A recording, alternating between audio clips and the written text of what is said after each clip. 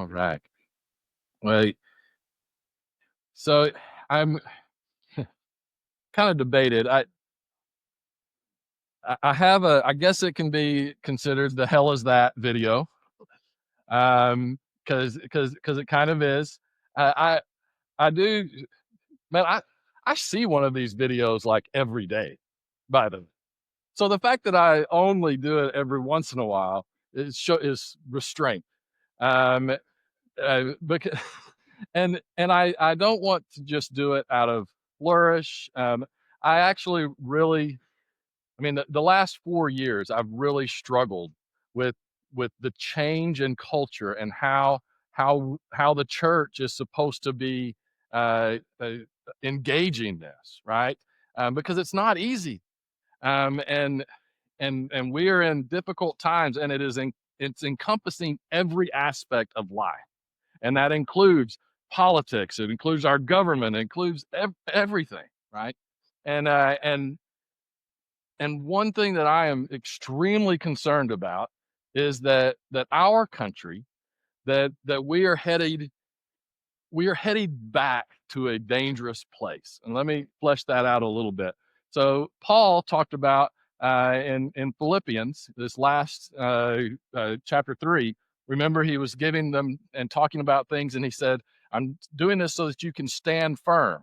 And he mentions that there's evil that is out there that wants to come against you. Well, Paul is kind of, I think, looking forward. He is seeing, because what has happened is Christ enters into the world, right? And generally speaking, the world was pagan and was polytheistic. Okay, what does that mean? That means multiple gods. Most of Rome, they were very spiritual. They believed in all kinds of gods, right? There's the sun god, the moon god, the god of sex, the god of money, the god of power, the god of this, the god of that, right? It was a very stressful time to appease all the gods, right? And but that was kind of what the world was like. Okay, except this one group of people was kind of unique.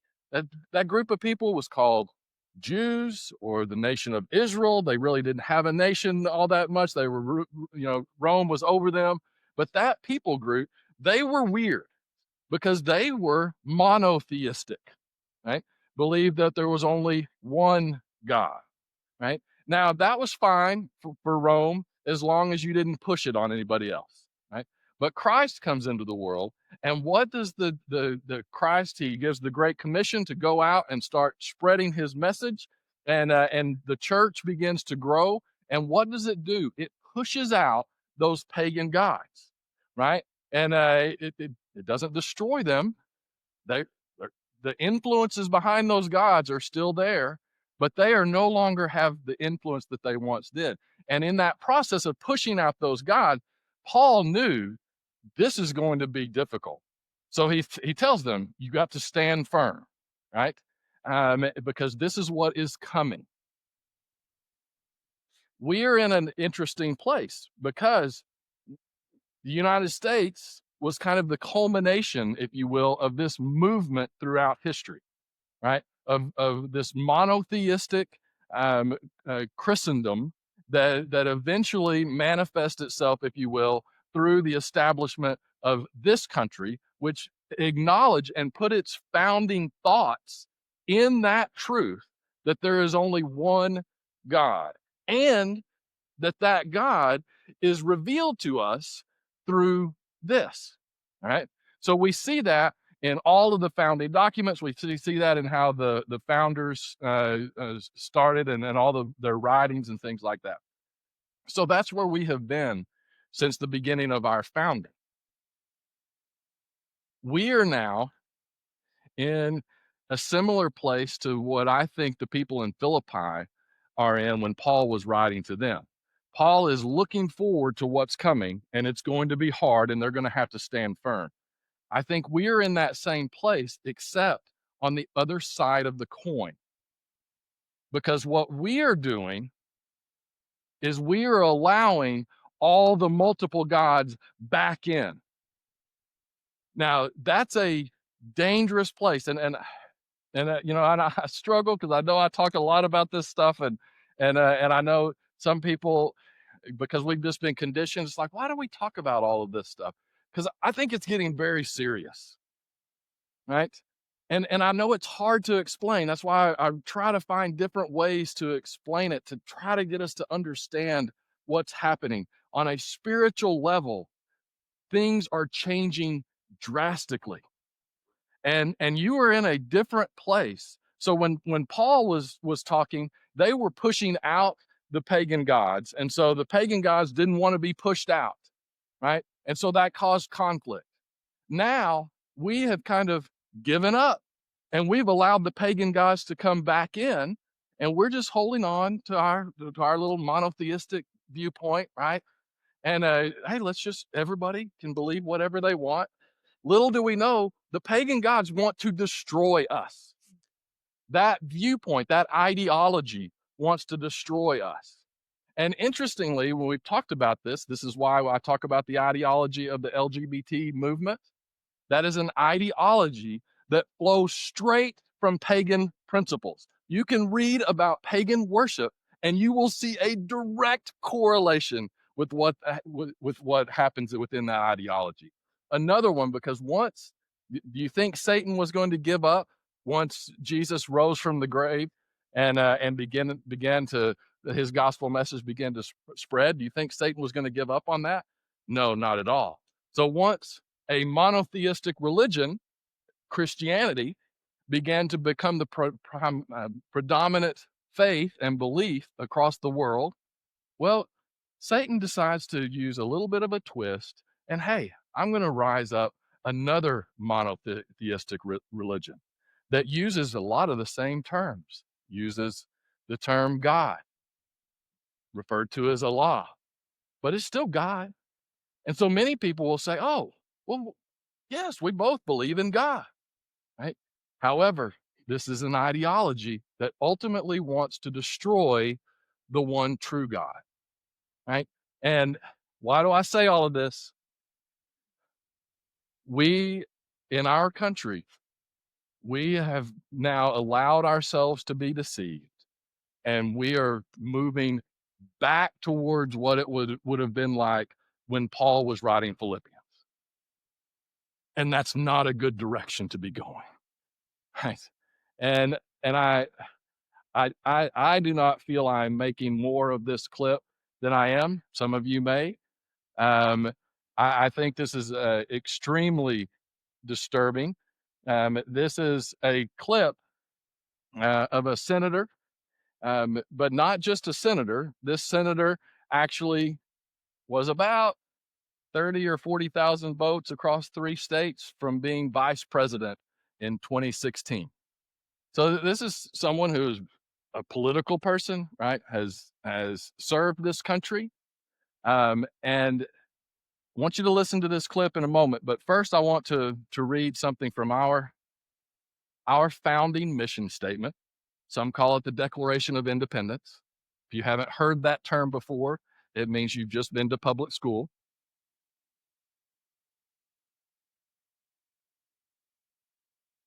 Sorry. Um, we that, but I think it's important because this is an example of how our country tried to incorporate um, government and governing ourselves with people that believe lots of different things, but incorporate basic biblical truths into that. It was something new, right? And so within the Declaration of Independence, in fact, you don't even have to read, if you only read the first few lines, you get there. You don't even have to read down. It says, we hold these truths to be self-evident, that all men are created equal, and they are endowed by their creator with certain unalienable rights. That means that our rights come from God, that God created rights, and that they ultimately they come from God. That among those are life, liberty, and the pursuit of happiness. That's not all of them. That's among those rights. And that to secure these rights, governments are instituted among men, deriving their just powers from the consent of the governed. All right, so this is flipping everything known about how government works on its head, right? It's saying, no, government is not there to give you your rights. Those rights come from God. So the government is there to protect those rights, right? And it does so through laws, it does so through things like that, through doing government things. But it's important to strive to have that foundational understanding, because we need to understand that something will always take the place of God. We will always be ruled by something, and we will always worship something. We should choose for that to be God. If you don't, what naturally happens is that government will become God. And it may look like a monarchy, may look like a dictator, but it may look like a Caesar, right? But that government becomes God. So whenever they started, because they believe in the God of the Bible, David said, no, that's where our rights come from. Okay. This is just basic elementary stuff, right? And then you have a senator who was a whisper away from being vice president of our country, who, by the way, puts a hand on a Bible and gives an oath to protect and to serve this country and its constitution. And he makes these statements. The notion that rights don't come from laws and don't come from the government, but come from the creator. That's what the Iranian government believes. It's a theocratic regime that bases its rule on Shia law and targets Sunnis, Baha'is, Jews, Christians, and other religious minorities. And they do it because they believe that they understand what natural rights are from their creator. So the statement that our rights do not come from our laws or our governments is extremely troubling. Now, he uses some double negatives there and things like that that kind of sometimes make it a little bit harder. Like, okay, now, what did he just say? What what exactly was that? I don't want to get too angry. He literally said, one, that your rights only come from government. That's what he was saying, is that your rights should come from laws and from government.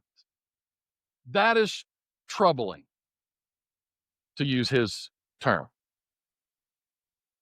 That is not what makes me angry. And this is what you need to understand, that we are going backwards to a place where we do not have spiritual understanding of things.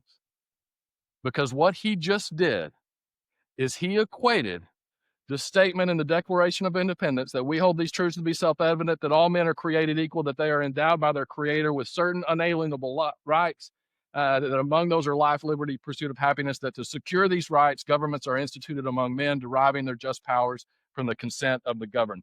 He is equating that. He is equating that belief of a creator, of a God who gives us rights, which we all know, unless you are either ignorant or you are intentionally deceiving, that all of the founders were talking about the God of this Bible, the whole thing.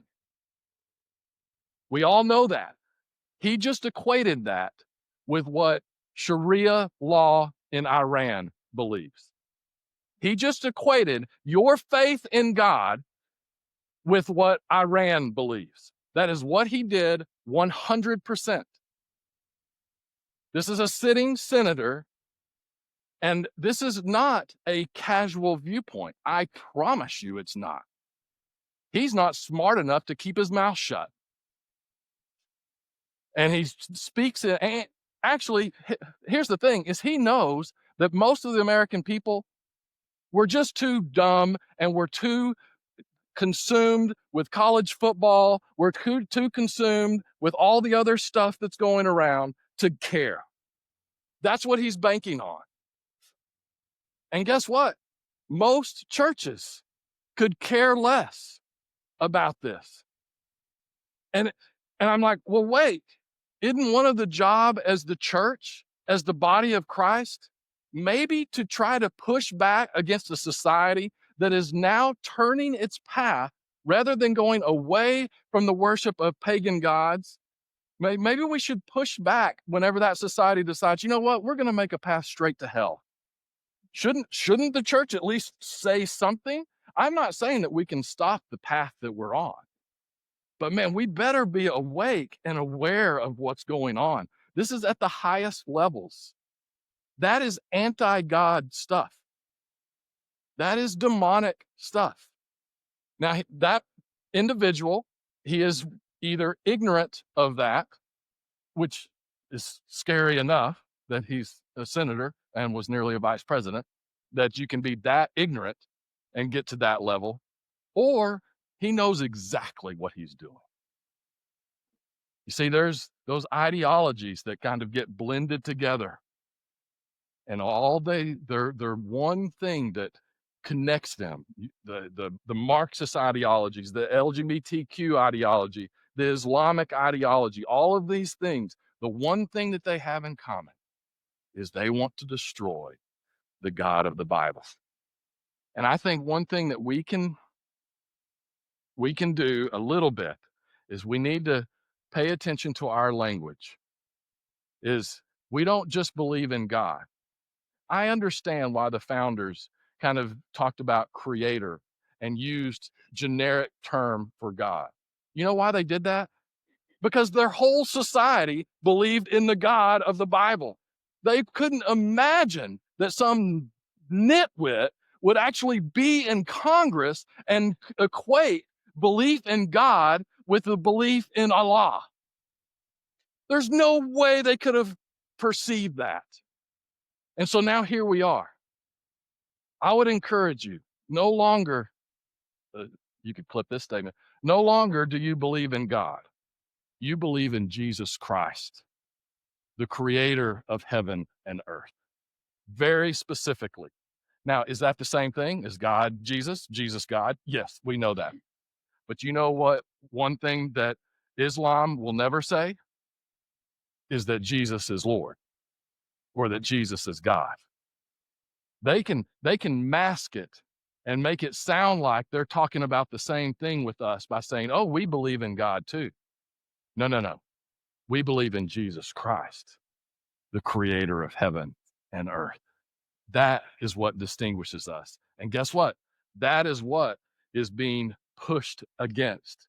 So now when Paul was writing Philippians and God was in the process of pushing out the pagan gods. Now the pagan gods, because we have become complacent, the pagan gods are pushing back on us. And we have to make sure you can stay out of trouble just by saying, "Oh, yeah, no, I just believe in God, just like everyone else." What'll get you in trouble in the days to come is if you believe in Jesus Christ as the Son of God, as the creator of heaven and earth. And I think we need to make sure that is who we are proclaiming all of the time, because we are not the same as Islam, and we cannot open that door. And I encourage you to think about that. And I don't know, maybe I spend too much time on it, but I think this is very important for us to understand. And then this is going to flow kind of into Philippians, because chapter 3, Paul specifically mentions that there is evil and that you are going to have to stand firm, right? And then he gets to the end, and Philippians is a chapter about joy, about celebrating our life in Christ. And so Paul ends it in a very upbeat way. And while I I see clips like that and I get so angry and frustrated, and I think we need to. One of the problems is that we haven't paid attention to stuff like that for a long time. However, the danger that all of us have to understand is we can't move to where that's where we stay. We can't stay in that angry, frustrated place where we feel like giving up. And listen, I promise sometimes it feels that way, right? Because, well, let's just say if we are in those end times, right? We don't turn the ship around. Jesus Christ will turn the ship around, but we won't be able to. So there will be some frustrations like, why don't people wake up? Well, maybe because we're at that place where people aren't going to wake up anymore. I don't know. But that means that we have to continue to push forward with the true gospel message of Jesus Christ. And so I I think it is healthy to have those moments that you're like, good gosh, how are we at this place? And how did we get here? And man, it feels overwhelming. And have that moment, but then allow that moment to turn you to focus on the one who gives you the strength to be able to stand firm, the one who has given us the path forward, right? Of how we live in a society that is enduring this kind of chaos, right? The Paul is writing to Philippians, and they're going to be enduring that kind of chaos. And this is what Paul says to them in verse 4. He says, "Rejoice in the Lord always." And again, I say, rejoice. Right? Again, he's saying this from prison. He's saying this knowing what they are going to be going through. He says, I say again, rejoice. Let your reasonableness, man, that's a mouthful, be known to everyone. The Lord is at hand.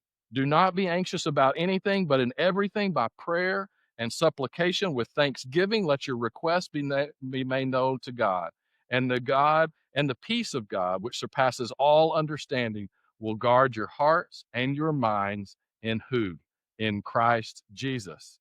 Finally, brothers, whatever is true, whatever is honorable, whatever is just, whatever is pure, whatever is lovely, whatever is commendable, if there is any excellence, if there is anything worthy of praise, think about these things. What you have learned and received and heard and seen in me, practice these things, and the God of peace will be with you. All right, so let's stop there real quickly. So Paul is saying we need to be people of rejoicing, of celebrating, because we know the true God. We know the one who brings victory, that Christ has already given us victory, right? And that we should focus on him. And that when we start to feel low, it says, do not be anxious about anything. Like, come on, Paul. Hey, what are you talking about? Right? And how is that even possible? If you're paying attention at all to the world around you, you you feel anxious. And I think it's important that whenever that anxiety, sometimes it's kind of one of those check engine light things. When you start feeling anxious, well, where do I need to turn? Do I need to turn to the government to fix my anxiety? Do I need to turn to a pill to fix my anxiety? Do I need to pull myself up by my bootstraps to fix my anxiety? No, maybe you turn to Jesus Christ, the one who brings a peace that what passes understanding, right? And that do not be anxious about anything is because we know who Christ is and what he has done. And then it continues, it says, through prayer and petition with thanksgiving, present your requests to God.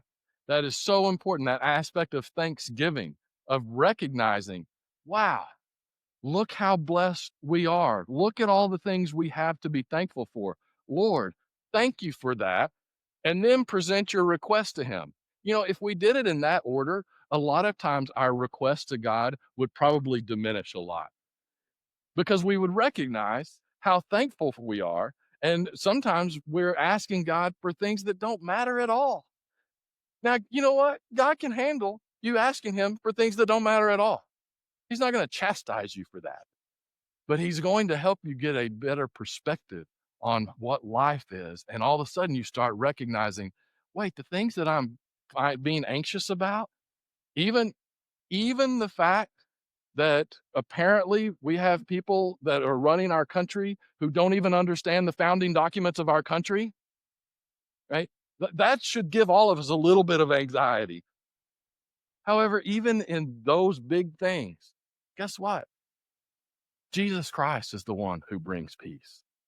Jesus Christ is the one in whom we put our trust. I don't put my trust in some stupid senator from Virginia or any other state, right?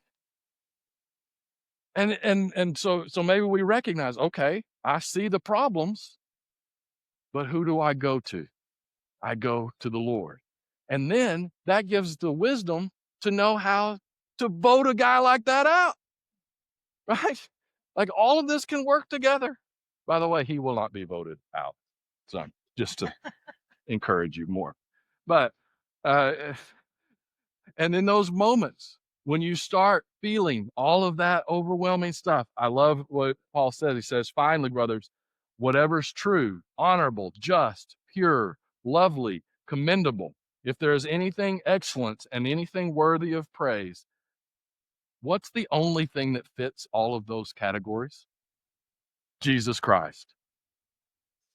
The only thing that fits all of those categories is Jesus Christ.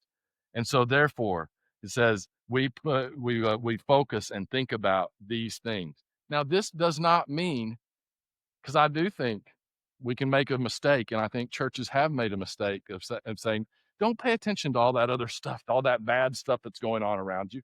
Just think about the things that are lovely, that are pure, that are just. Well, then all of a sudden, we just allow that darkness to keep growing because we're not doing anything about it. We're just nope, nope, focus here, right? That's not what this is saying at all. But where do we find our strength? Where do we find our peace? It's from focusing on Christ and Christ alone. Now then, starting in verse 10, Paul says, I rejoiced in the Lord greatly that now at length you have received your concern for me. You were indeed concerned for me, but you had no opportunity. Not that I am speaking of being in need, for I have learned in whatever situation I am to be content. Right? I know how to be brought low, and I know how to abound. In any and every circumstance, I have learned the secret of facing plenty and hunger, abundance and need. I can do all things through him. He's talking about Christ, through Christ who gives me strength. I can do all things through Christ who gives me strength. Paul is, again, he's recognizing, he knows that the future is going to be difficult for those people. He knows they're going to go through different trials, and there's going to be time where they're abounding in things, and there's going to be times where they're poor and have nothing. And he says, I have learned to be content. How has he been able to be content? Because he relies on Jesus Christ as the only source of strength. We need to start changing that mindset. We have become so addicted to comfort, so addicted to stuff, and all of us are guilty of it. And I'm not saying it's all sinful, but we've just created a society that I just want to be comfortable, right? How can we make things easier? We have become addicted to that, and it's hard to break addictions. And so we need to recognize that we don't allow the addiction of that to let us stray from believing in who Jesus Christ is and allowing these other ideologies to come in, right? Because what they're going to do, those other ideologies are going to promise you that you can have your comfort. You just need to back off on the Jesus thing. No, no. As Paul said, I count it all loss compared to the surpassing greatness of Jesus Christ. It is in him and him alone who we find our strength. So we believe in God, yes, but specifically, we believe in Jesus Christ, creator of heaven and earth, and he is our